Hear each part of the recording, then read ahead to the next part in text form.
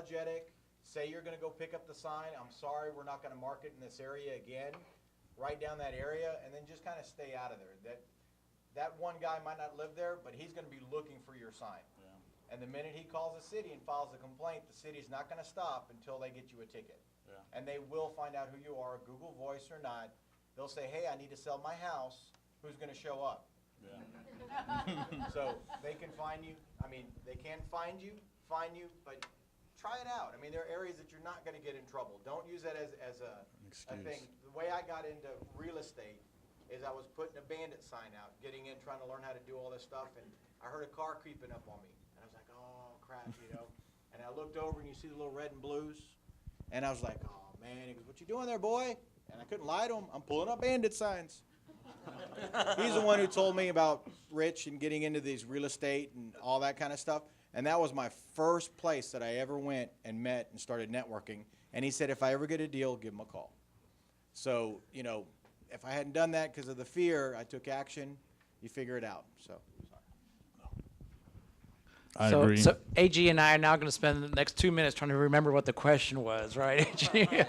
I think the answer that I had was we're not really marketing to take, you know, a percent or 0.0% of the, you know, from Coca-Cola to Pepsi and, you know, that challenge. We're really doing a lot of kind of guerrilla kind of marketing, very basic, you know.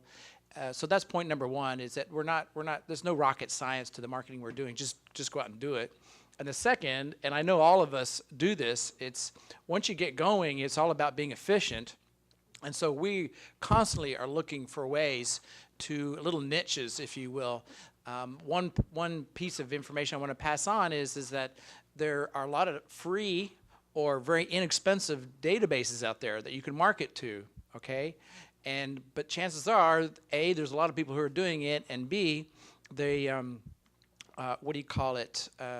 Everybody's doing it, especially the ones that you can just swipe your credit card and it'll send postcards out for you.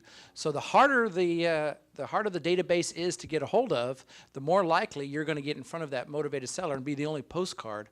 So, you know, RealAcquisitions has done a great job of that, of being able to provide investors with really good marketing to databases that that you can, yeah, exactly. Okay, so RealAcquisitions has done a great job of really getting into some databases that that no one else is using. Is the second point I wanted to make on that. So.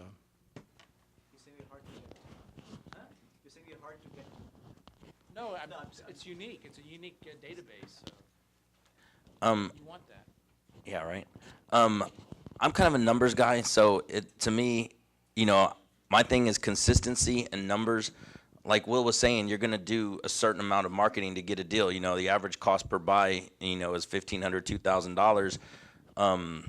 You know, so I know I'm sending out, you know, X amount of postcards every week, making sure so many Craigslist ads are up, making sure so many bandit signs are up. You know, if you know your numbers and you know how many bandit signs it takes you to get a deal and how many postcards and how many letters, you know, you just multiply that and decide how many deals you want, kind of reverse engineer it. You know, I send out like 6,000 to 10,000 postcards a month, you know, 100 to 200, sometimes 300 bandit signs a week. It's a matter of what is the result you want and backtrack it from the results you get. So, you know, and staying consistent with it. You know, I know a lot of people are like, oh, I did my marketing and I got calls that week. I was like, when's the last time you did some marketing? Well, I haven't done any marketing in about 2 months because I'm just still following up on those calls, but I need to do some more marketing or this and that. If you're not doing the marketing, you're not keeping your business running. The leads and the calls that you're getting off your marketing are the fuel that's keeping your business running. So if you want your car to run, you got to keep putting gas in it. And the same thing with your business. If you want your business to run, you have to keep putting the fuel into it.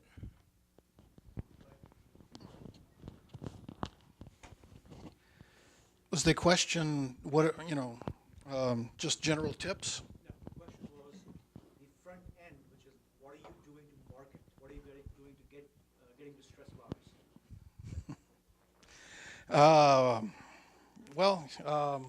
We tend to send to people who are behind on their property taxes. So that's what we're doing. Direct mail. Direct mail. Huge believer in direct mail. Yeah.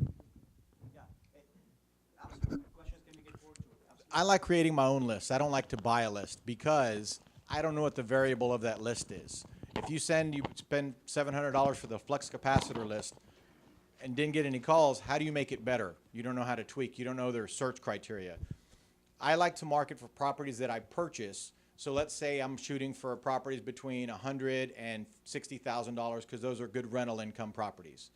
So you can do a valuation based on, like Stuart, you can put that search criteria, the year that the property's built. Well, I don't want to do or own a rental for properties over 2,000 square feet, and I don't want any 2-1s. I can eliminate that from my list. Just go in, do a search criteria based on this and this.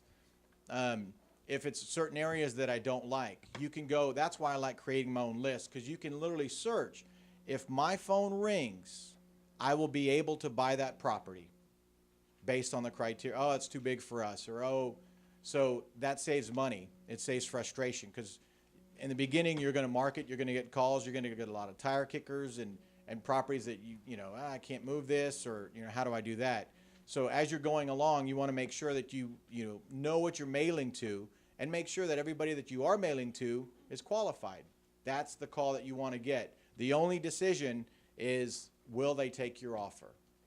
And you can even do a search based on, do they have equity in the house, based on sale date. If they've owned it 10 or 15 years, the likelihood is they'll have enough equity to where they could take your offer. That's all I'm looking for based on my list is the motivation. Does that make sense? Where did you search? There's a Stewart tax link. I can send you a link. I don't know if it's up on my website, but there's I'll shoot me an email. I'll send you a link, and it's where you can do tax rolls. It's not HCAT, it's through Stewart Title. And there's an advanced button. You can click on it, and the entire menu drops down, and it'll search all the county data, and you can create a list. And it's pretty expensive. It's free.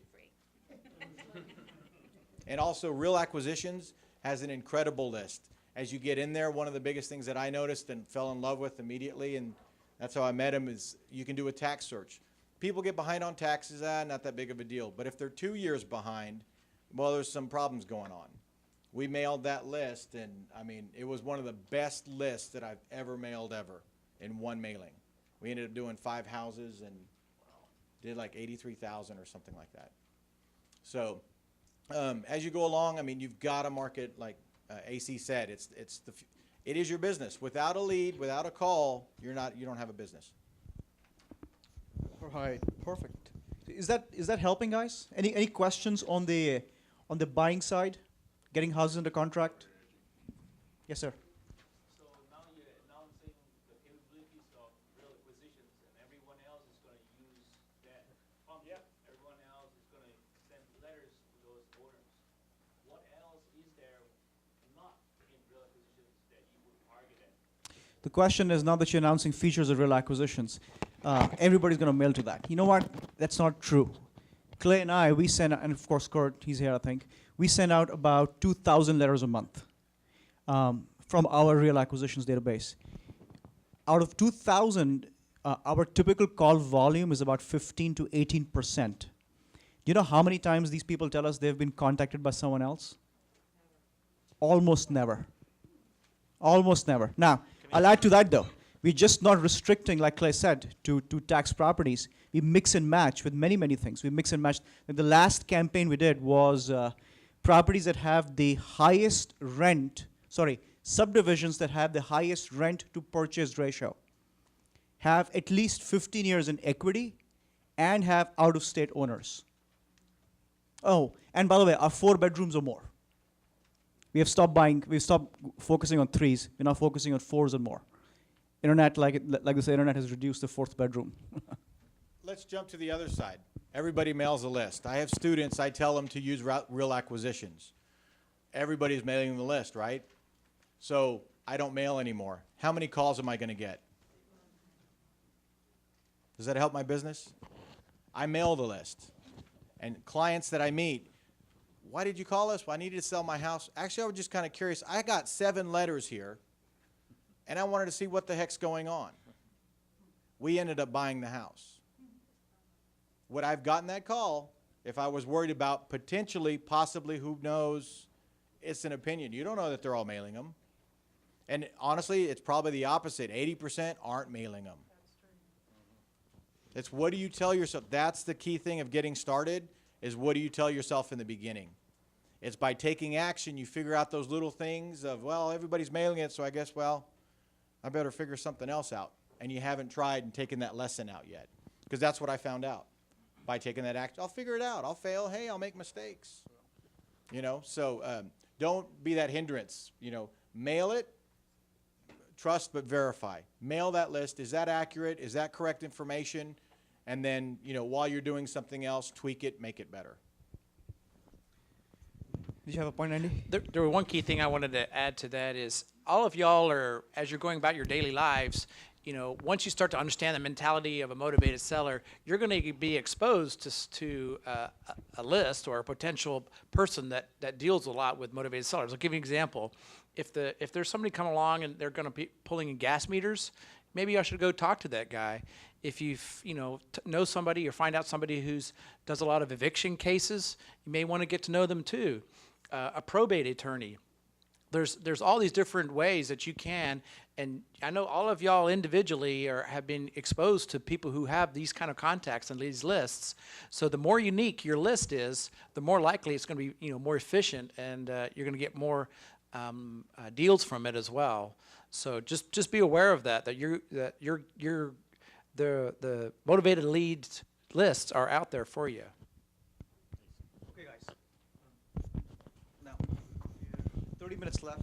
We spent about 30 minutes on the first question, so it must be important. Let's continue on the buying side of things. I'll personally speak about myself.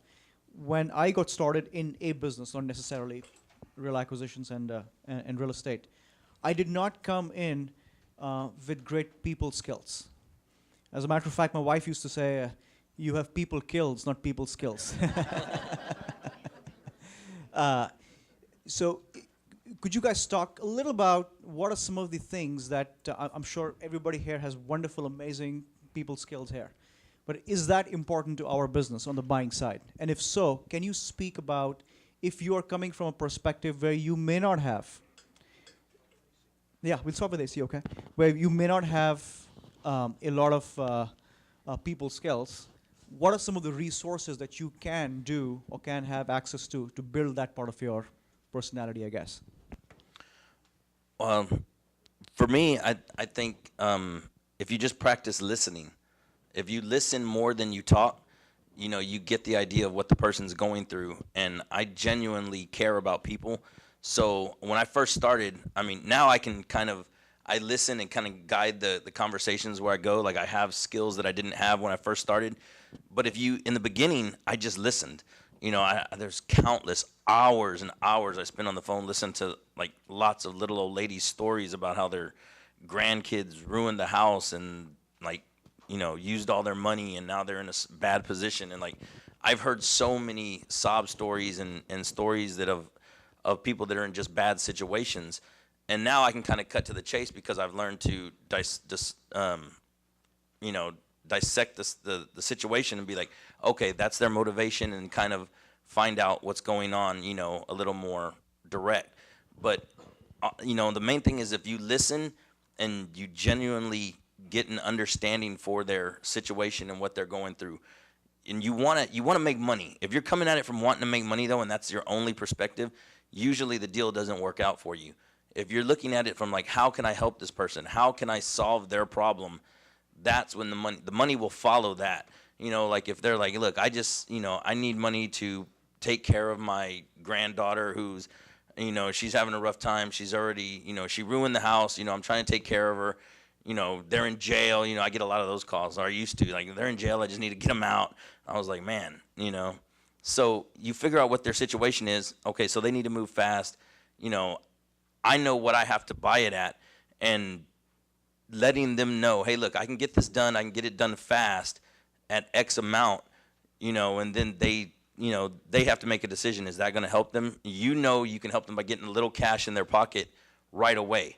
Now, that's the reason they're selling it at such a discount. Like a lot of people told me, why are people selling to you at these discounts?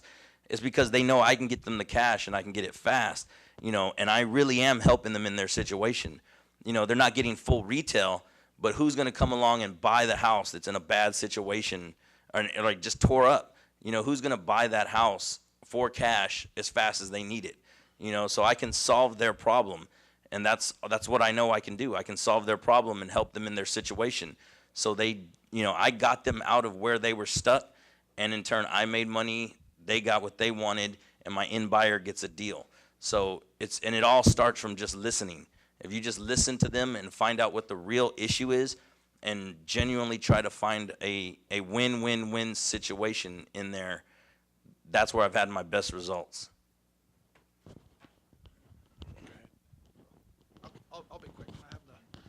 I guess my tip would be just try to understand who you're talking to. There are a lot of people that will call you just because they're curious and they're not particularly motivated. And if they say things like, I'm trying to get this, or my agent says it's worth this, if you're dealing with somebody and they say, look, I got a house I got to get rid of, or I've got to do something, that's what you want to hear. So, listen, and the buyer or the seller will tell you whether or not they're motivated or not. And Clay, keep sitting, because otherwise you'll be cut out of the camera. Yes, Ellen.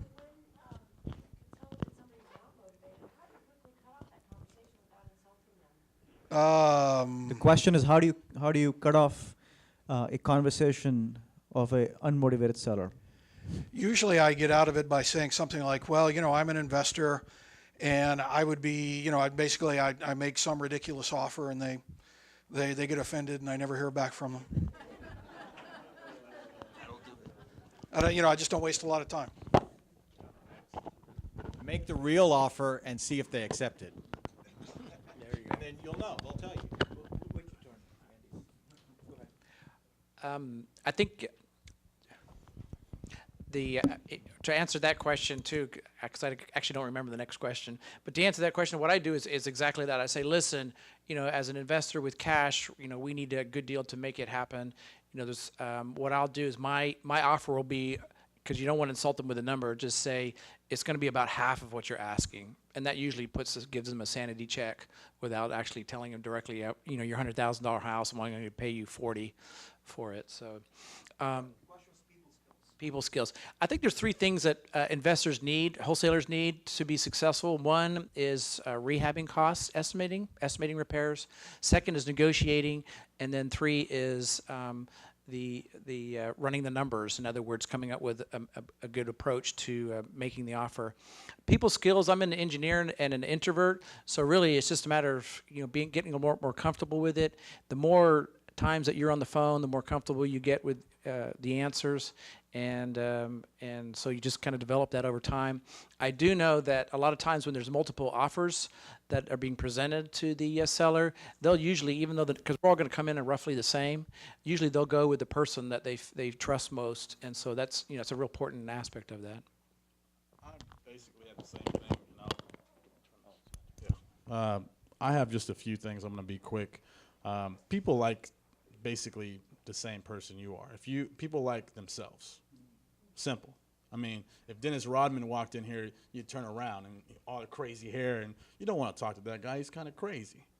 You want to talk to somebody that's very similar to you. You want to relate to them, and that was a huge breakthrough for me, is relating to somebody, and don't argue with them. People argue. No, that your house isn't selling for that much. Look at your HCAD. Look at your comps. No, don't argue with people. People hate being argued at. Just relate back to them. And have fun. I had one of our sellers, and this is one of my first deals. I'm Italian, and she was Italian. And I said, hey, you're going to make me a lasagna if I close this deal. No, just have fun with it. I was obviously joking, but, but have fun with it. Don't be uptight and just have fun and relax and relate to the person, and just don't take yourself too seriously. I think people make it too hard, and when it's just people. It's just you're talking to your buddy. Talk to him like your friend. I mean, it's simple. Don't make it too hard. Relate to him, have fun, and I think you have a question, somebody? Oh, sorry, just real quick. So when you answer the phone, how do you say Oh, I used to be very formal and say, "How you doing, sir? My name's Joseph, and I want to buy your house." Now I'm to the point where I'm like, "Hey, John, how's it going? I think you saw one of my signs over the weekend. We buy houses, Joe buys houses. Has a huge money sign in the middle. What you got?" And I just keep it really simple. And if it's an older lady or somebody that talks very slow, I turn my speech around and I make it slow. What about a letter though? A le- Like I get a letter and then I get sent or whatever, and I call you like, why are you calling me? Why are you sending me these letters? What do you How would I handle that? Well, I would handle it like Clay. I would just say, "Hey," I'd probably just be like, "Well, I'm sorry, I didn't mean to offend you. I'd give you 30 grand for your house." And, and Let me offend you anyway. let me offend you anyway. But, I mean, those people really aren't going to sell to you anyways if they're that mad. And that's my opinion. Book, How to Win Friends and Influence People. Got to read the book. Read it. I've read it 7 times. I need to read it again. It's funny how the little things that you just totally forget. But really good book. Compound Effect is really good about taking action, the benefits over long term. It's not today. It's 2 years from now when I meet you and you talk about your real estate adventures and what you're doing. It's not the next 30 days of getting a deal. When you meet a seller and you talk to them, I'm not in the real estate business, I'm in the people business. You're talking to people. A lot of times you're excited, you do all the talking, and AC